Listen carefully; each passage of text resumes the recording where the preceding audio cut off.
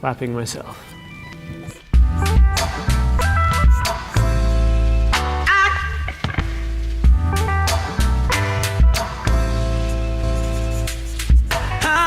It is a sci-fi adventure comedy for all ages. And it's about a little girl named Violet and her two misfit friends going off on this outer space adventure to find her father, her missing father, on the surface. But it's drawing on all kinds of themes around environmental crisis, energy crisis, family dynamics, and social class. On this page you see some of the schools that Violet and her parents go to tour after her original school was eaten by space whales.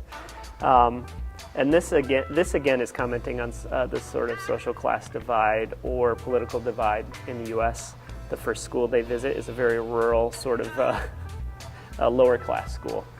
Then there's this extreme sort of, it's a very disciplinary school, very extreme, almost like a religious fundamentalist school.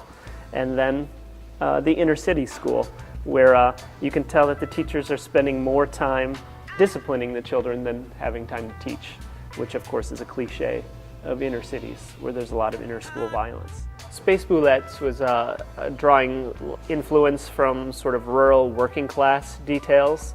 Both rural Wisconsin, where I grew up, and my father was a plumber. There's a lot of these very industrial factory, paper factory sort of influence.